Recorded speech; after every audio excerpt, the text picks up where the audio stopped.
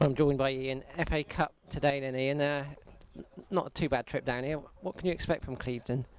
Well, Matty came to watch them on Tuesday, and according to Matty, they were decent. I mean, albeit they got beat 3-2 by North-Leigh. They were 2-0 up.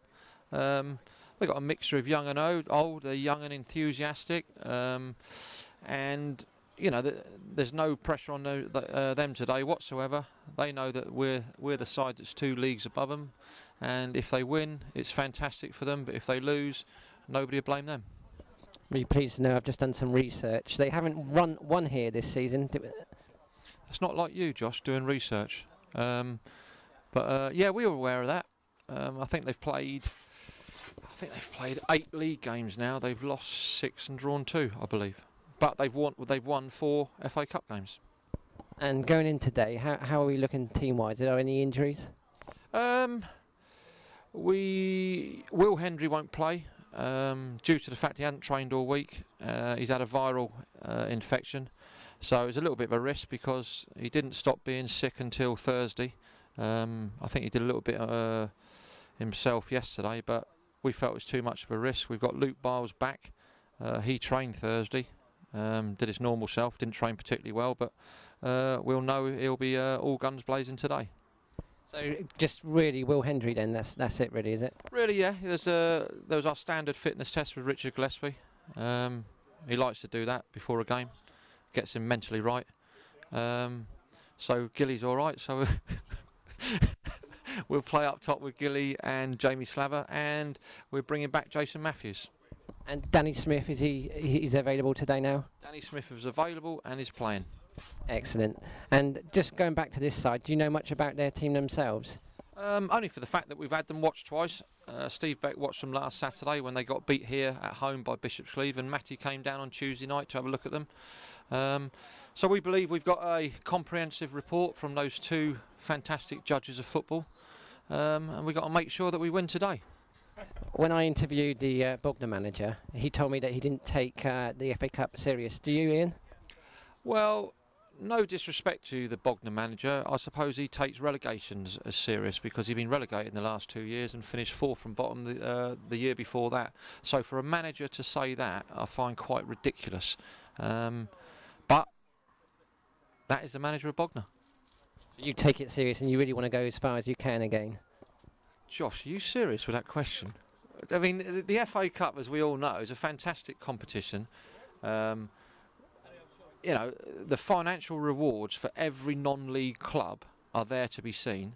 £4,500 when we beat Bognor. I'd bet their chairman, Jack Pearce, would be happy with their manager saying that.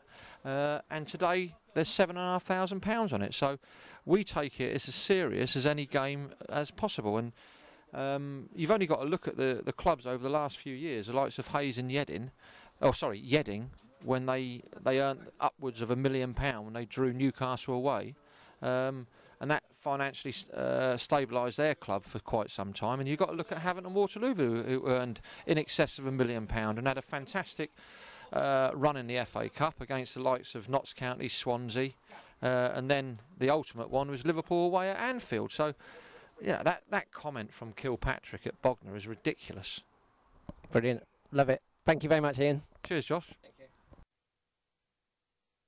Hi, Eastleigh's manager Ian Baird. Ian, did you relax at any time in that game, even if it was 5-0? Once a third goal in, I relaxed. But I thought we came out with a real good attitude today and took the game to them. The only disappointing thing is the last 10 minutes of the first half when we, you know, no disrespect to Clevedon, we should have been 6 or 7 up. And we sort of missed some very, very easy chances, which is disappointing. Then we got a little bit sloppy the last 10 minutes and rode our luck a little bit because they had 2 good chances. And if those 2 good chances had gone in, as we all know, it could have been a different game. But we knew the first 15 minutes in the second half would be vitally important. And we came out, did the job, and you know, then we were able to relax, to be fair. Did Clevedon give you exactly what you expect, or was it a little bit easier than you thought in the second half? The next goal at 2-0 was the vital goal. You know, if they'd have scored it, you know, who knows what would have happened. It's, you know, it's always a dangerous scoreline, 2-0, but fortunately for us, we come out and did a thoroughly professional job, scored the third goal, and as I said, it enabled us to relax a little bit. On the third goal, you probably couldn't see from your angle where you were, but in the third goal, their heads really dropped at the back, and they actually started to argue amongst themselves. And we were commentating on that game, and we felt that was the real turning point of no comeback for them after that. Yeah, I mean, as I just said, Josh, you know, the next goal at 2-0 was vitally important. But you know, I mean, I know Keith Welsh, their assistant manager, and speaking to him before the game, they're a young side with a couple of sort of older heads in there. But it was always going to be the case is if you finish your chances, you win the game. And fortunately for us, even though we let a few away in the first half slip, but I think we finished most of them in the second half. Deja vu as well, 2 lots of 5-0s here, and Malcolm tells us it was the second time under your reign that you've had 5 different goal scorers. Well, Malky is a mind of information on Eastleigh. Once again, Josh, you've missed it. It's not 2 5-0s here, it's 1 5-0 here and 1 5-0 at Eastleigh. So I'm going to keep on picking you up, aren't I?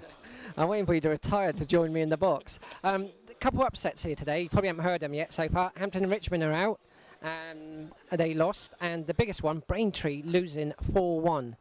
To who?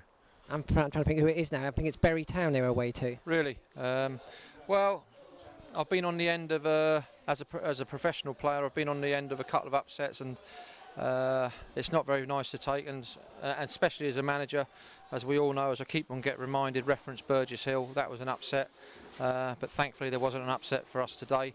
And as I said to the players, you won't get any credit whatsoever for the result today, because everybody expected us to win the game, and you can only beat what's in front of you, and that's what we beat today, and we're pleased to be in the next round.